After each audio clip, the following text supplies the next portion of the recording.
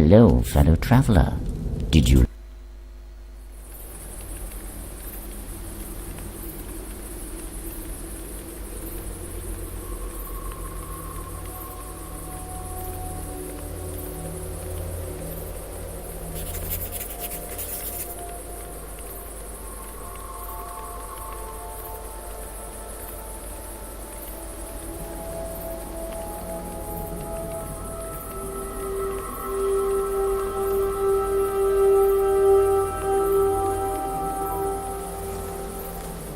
As the small creature explored its surroundings, tiny drops of rain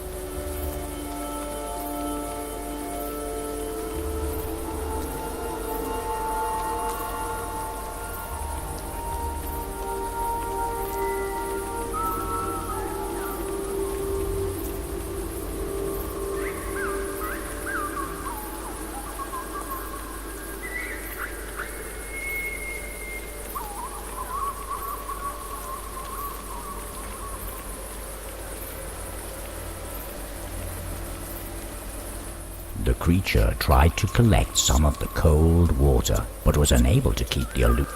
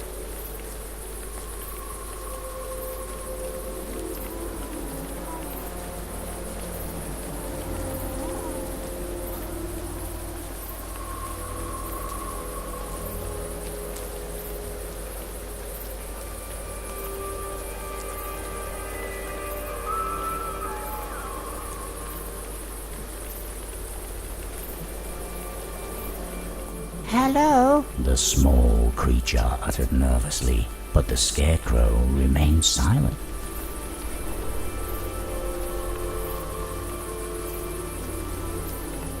In the middle of the field there stood a rugged scarecrow, seemingly looking up into the starlit sky.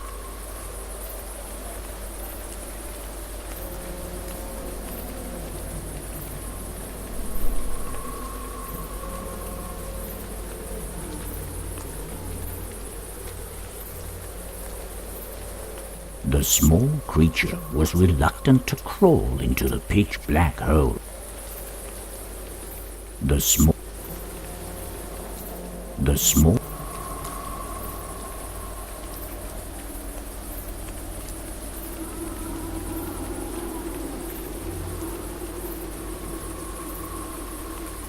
On a hill beside the field there was an old house, which looked to have been the home of many generations of people tending the land.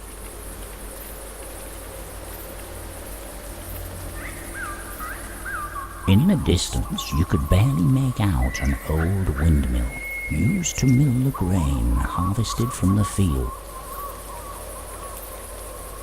The small creature, although curious, decided not to approach the farmer's house in fear of being seen.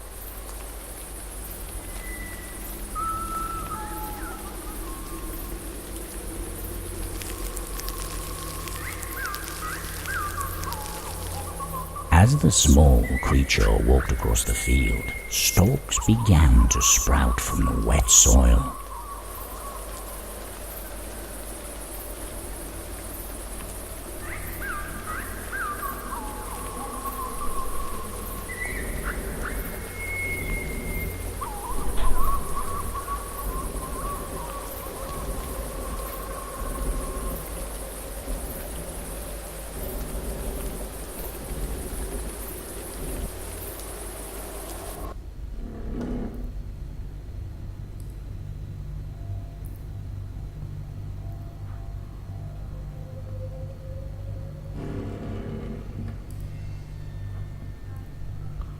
One of the crates looked to have been broken long ago, now containing only a few forgotten objects.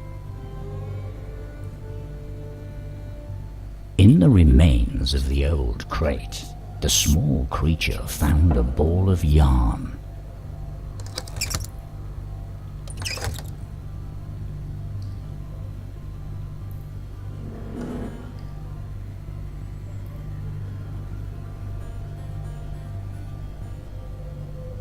The small creature picked up the sewing needle with care, making sure not to hurt itself.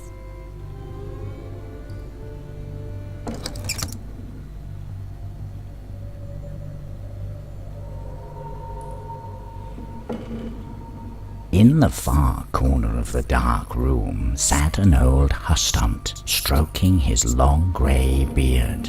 These household deities guard the farmers' homes, keeping any unpleasant beings at bay while watching over the daily chores involved in running the household. The hustant did not seem to want the small creature to move any closer.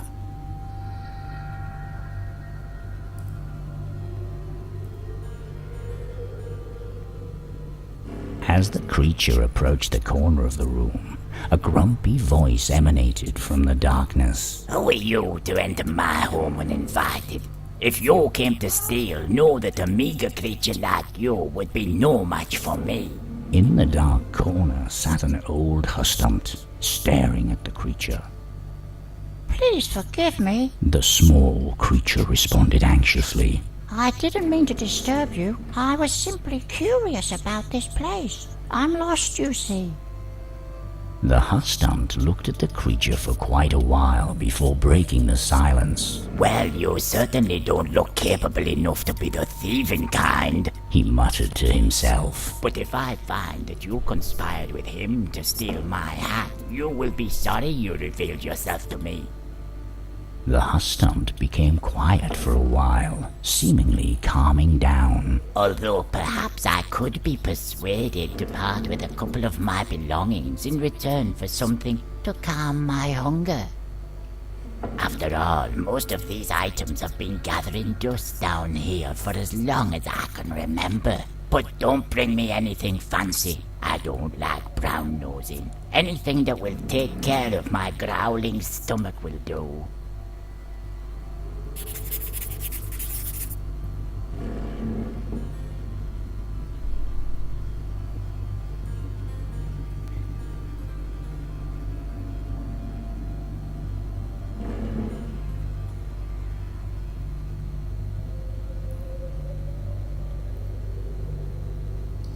There was an old kettle covered in dirt laying on the ground.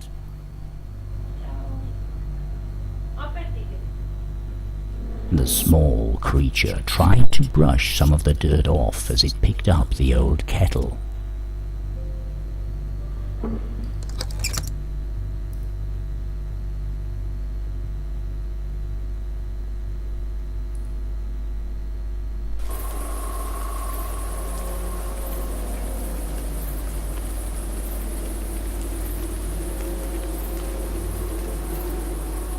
The rain had caused a couple of the seeds sown by the farmer to grow rapidly, an occurrence you would only be able to see during a night like this one.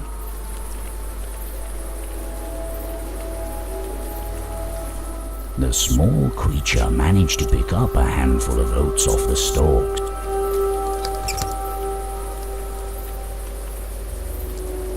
There were no more.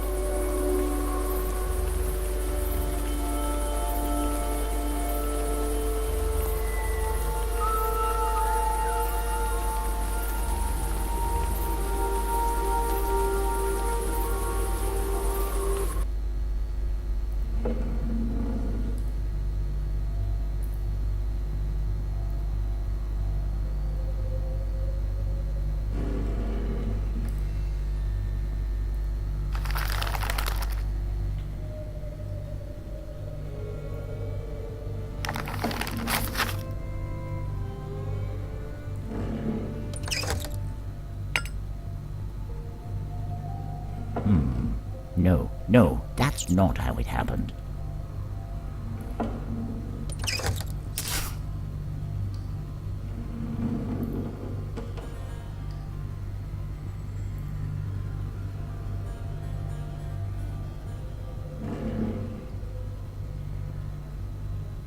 Rays of light found their way down between the boards, revealing a room filled with old objects, long since covered in dust.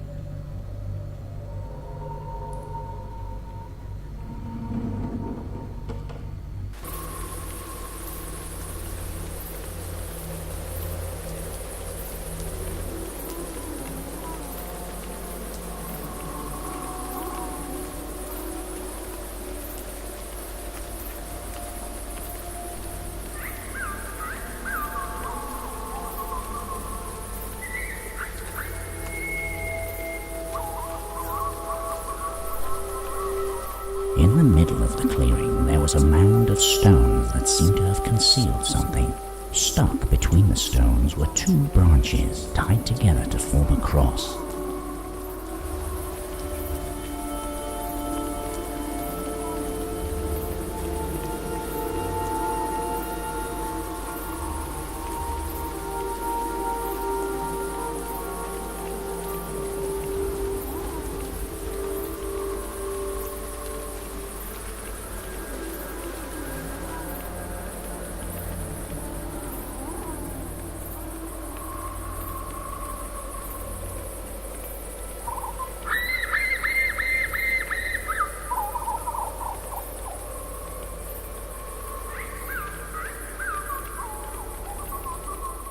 The small creature carefully picked up the bowl along with the dried flower.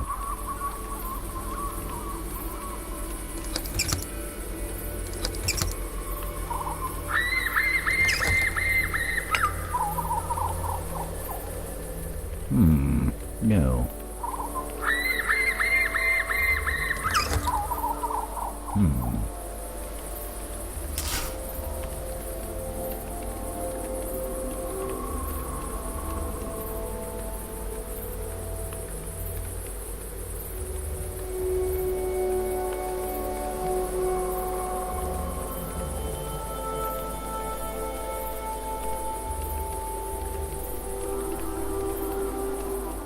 At the edge of the woods, there was another circle of mushrooms, seemingly too small to dance in. Some believe that certain alv circles hold the power to transport alvor and people alike across vast distances.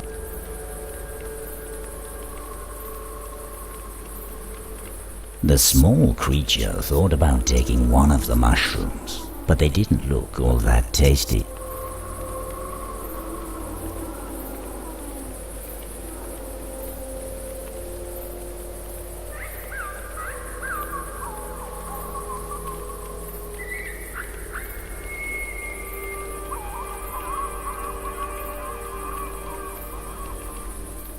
It is believed that circles of mushrooms spring up when alv appear to join one another in dance. If an unlucky man or woman should join them in their dance, they would find that time passes faster within the alv circle, and years may go by while they are engrossed in a few moments of joyful dance.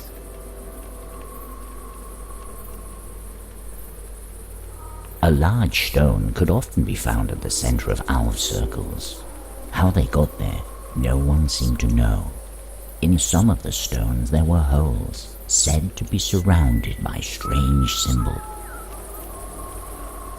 These holes could be used to summon and gain boons from alvor by presenting them with a gift. On the other hand, if the offering was not to their liking, the boon would instead turn into misfortune.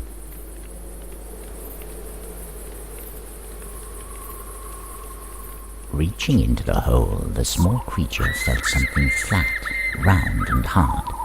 As it removed the object from the hole, it saw that it was an old coin.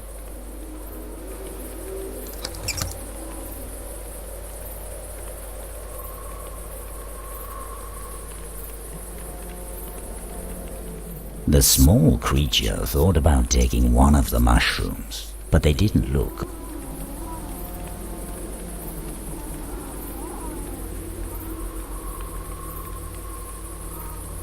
In the circle laid a pile of bone. The creature searched the ground for anything useful. Amongst the shattered bones, one piece seemed to be sharper than the others.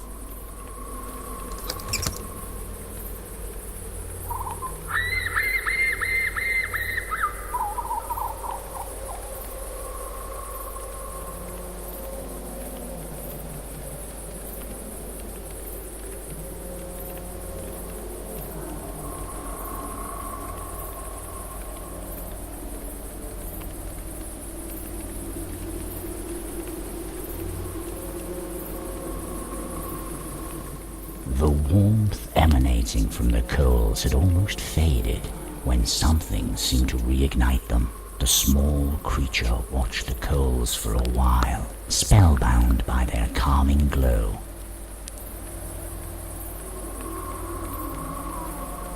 As the small creature moved closer to the fireplace, it could feel the faint warmth emanating from the coals.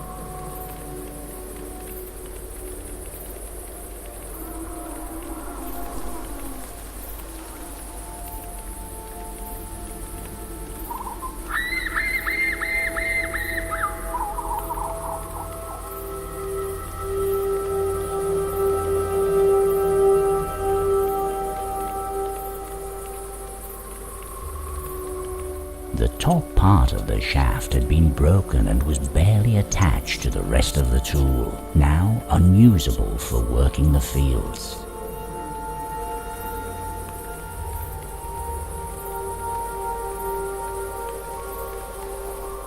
Next to the shed laid a pile of moist, old firewood.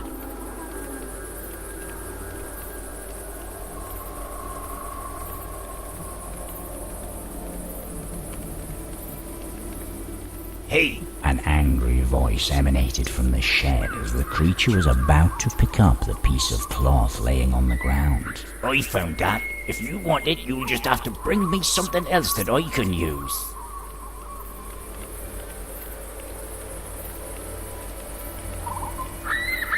The moist firewood was of no use to the small creature.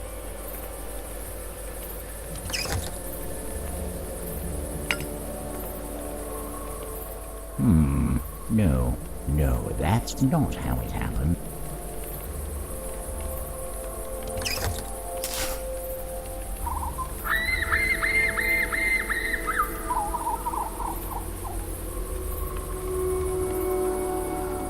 As the small creature touched it, the top part of the shaft easily came off.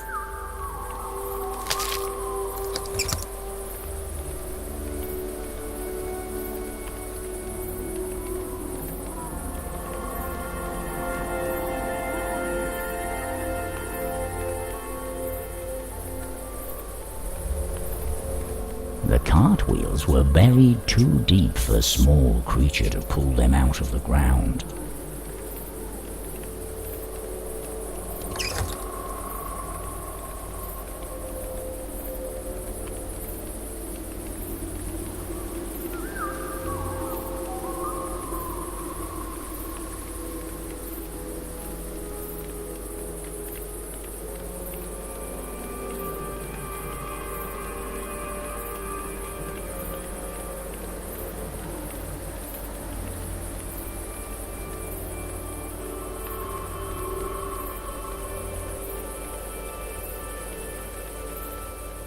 The sky had a strange feeling to it that night, almost as if the stars themselves had come to life, trying their hardest to make up for the absence of the moon's glow.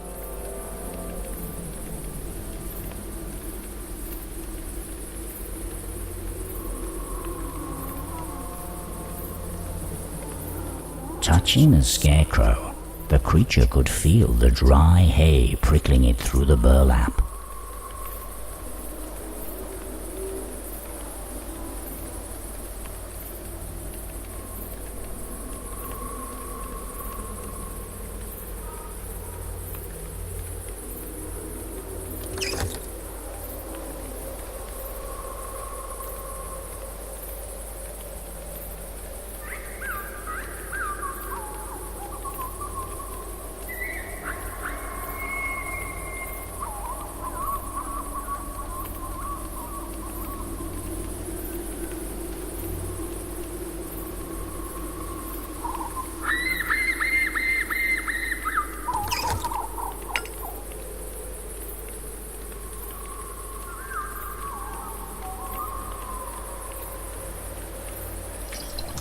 The small creature filled the kettle to the brim with cold water